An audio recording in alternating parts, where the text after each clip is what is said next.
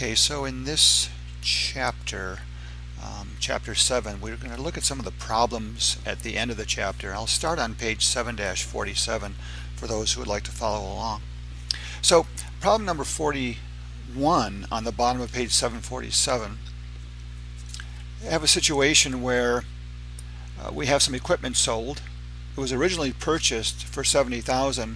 I did alter the data on these problems, so I listed $75,000, not $70,000. And then you can follow along since this is an assignment in Connect.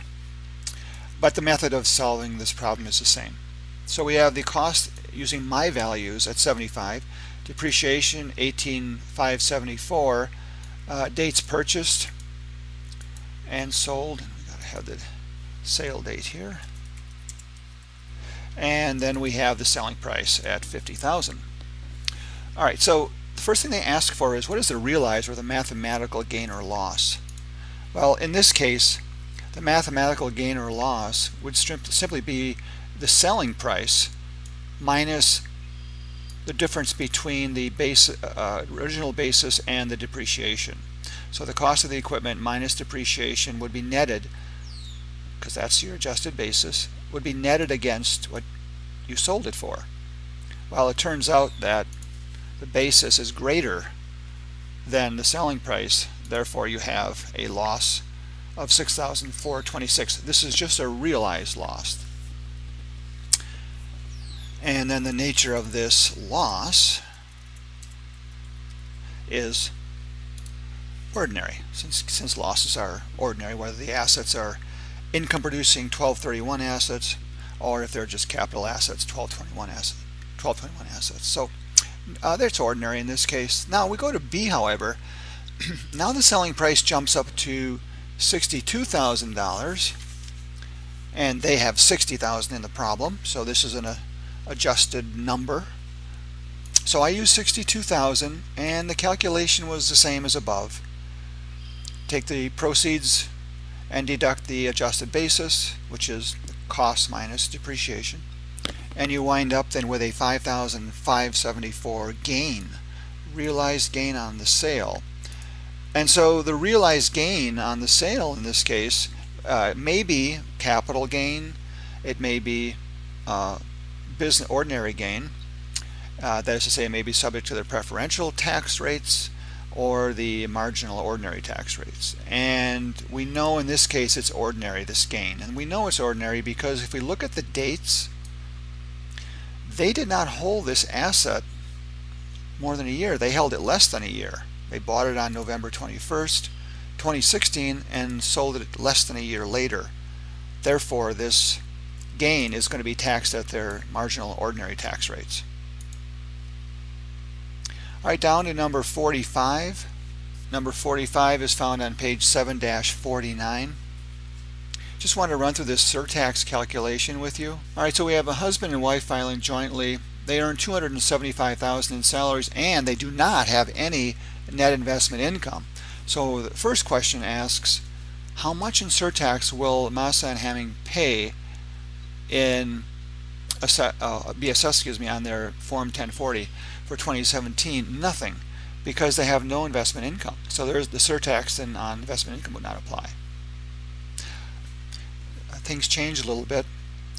We have combined salaries of husband and wife at $200,000, and we also have some net investment income. And I did again change the values from what's given in the problem, but we wind up with a modified adjusted gross income of $329,000. That's greater than that $250,000 threshold for net investment income. So now we're going to calculate how much of this AGI is subject to this 3.8% surtax. And so a couple of things we need to look for.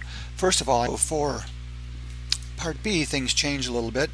The salaries are at $200,000 combined. Now we do have net investment income to consider.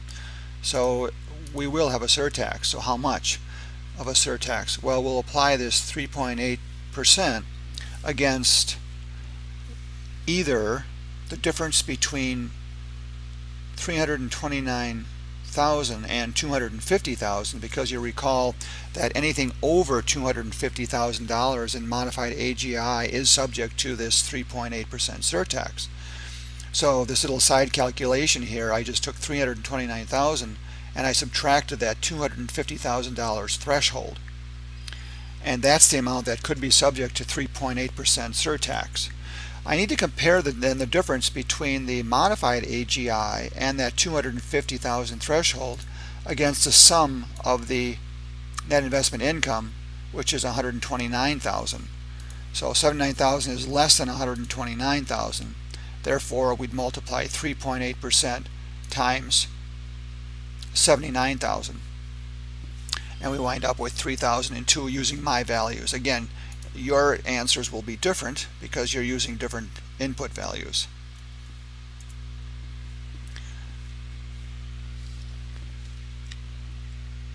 Okay, let's see. The next one I wanted to look at was number 27.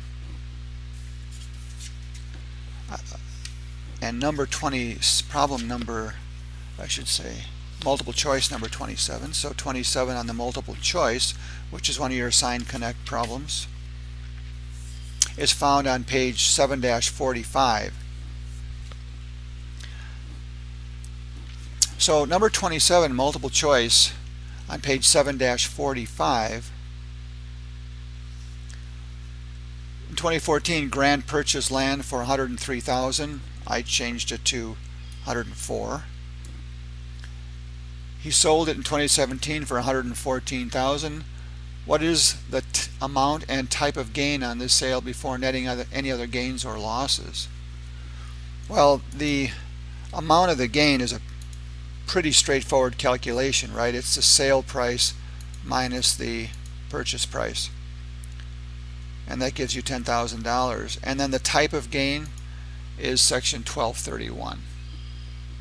Section 1231. Now you'll get a different value here, of course, because you're using different input values, but this is the procedure for calculating gain as we did above, and then determining the nature of that gain. Down to the next problem, number multiple choice 28 on page 745.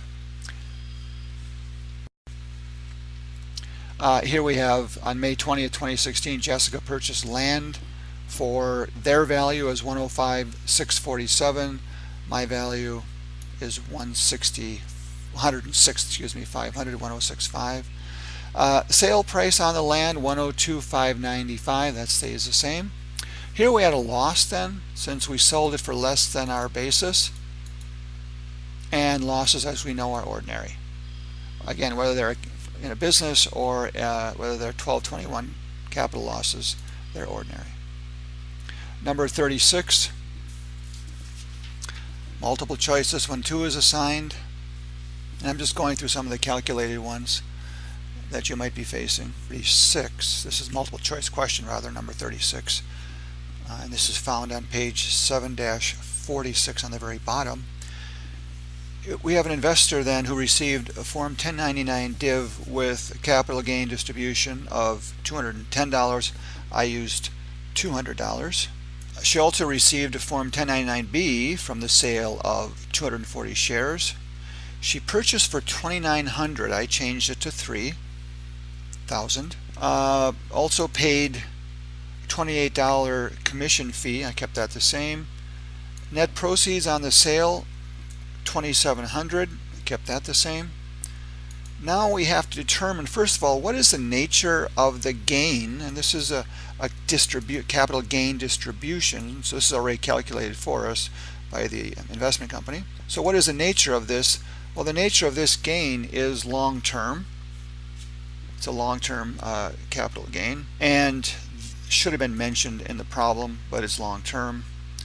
And the next one, however, they have the second investment where here they're telling us, okay, you paid a certain amount, you paid $3,000. You also have to add to that the commission on the February 22nd purchase of $3,028.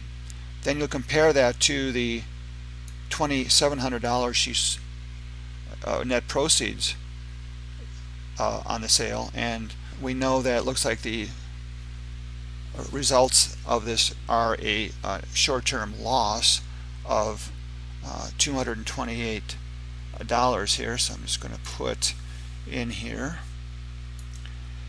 So we have a loss then when I change these values here on the sale of the stock of $328, and that is short term. And why is it short term? Because the asset was not held more than a year.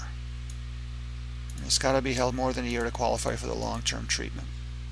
So we wind up then with a short-term loss on this investment, and then this gain that was given to us, the value was given to us, 210 in the book, I used 200, that's long-term. All right, next one and the final one is the number 39, multiple choice 39, found on page 7-47, and received 1,000 shares of stock as a gift from her husband.